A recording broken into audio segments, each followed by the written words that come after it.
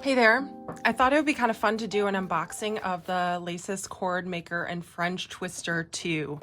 So this is one of the most popular cording makers on the market, and it yields a very nice twist overall. But I thought that I would talk a little bit today about the different parts of the Lacis and take you through an unboxing.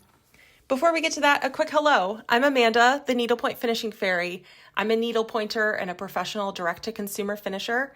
I make content that helps you troubleshoot, try new things, and expand your self-finishing abilities.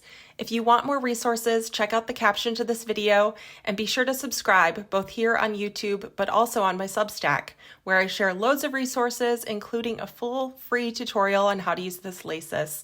So with that, let's jump back into our unboxing. So you can order the Lacis on Amazon, and I will link it in the notes here below, so you can find yours, or you can just search Lacis. It comes in this, I'll be honest, like fairly thin cardboard box, and it comes with instructions here that will take you through the different parts of the Lacis. So it talks about, the body, the power button, the fastener release, the fastener, the spinner, and the rotator. And it takes you through a couple types of directions to create your twist, or you could just watch the other video too. You can also make fringe with this. I've never done that, so I can't really speak to that. And it's in this waterproof bag. Let me just go ahead and rip that open. And let me get the precise names because I just call them doohickey and what's it called. So it has all these little fasteners on top, and each one of them is spring loaded. So this is where you insert your cording for each one of them.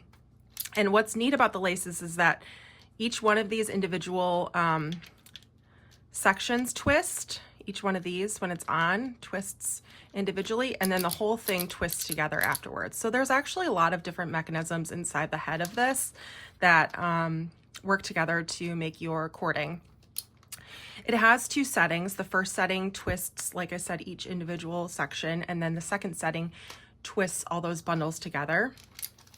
It's battery powered, so you can see that this is the battery compartment here. This little piece is, just made out of plastic, so it does kind of come off. One of the things that you have to watch for is these different fasteners coming off and losing their grip inside the overall head of the rotator. So all in all, this is a product that I do recommend to finishers. However, it is not the most durable product ever. The other thing about the Lacis that I still haven't quite figured out is why it likes to roll off the table. That's one of the things that I really don't like about the Lacis, is that the handle, the whole unit will just roll right off the table if it's not perfectly level.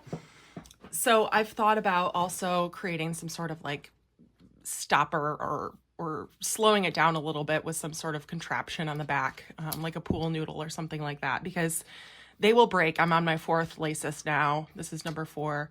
I just lost the head to another that you'll see in another video, but these little guys, if it's gonna break, one of these are gonna pop off, or this whole head will pop off. So just be gentle with it, be careful with it, and treat it like, a valuable team member of your finishing team, because this really does make the best cording on the market, I think. So anyway, I hope this was helpful. Just a little kind of walkthrough of what you're getting when you get the Lacis, and my overall thoughts on the quality of the output versus the quality of the product. So that's it. I hope this was helpful if you're considering buying the Lacis or just wanted to know what's included. If you want a tutorial for using the Lacis, that's linked in the show notes below, and I hope to see you next time.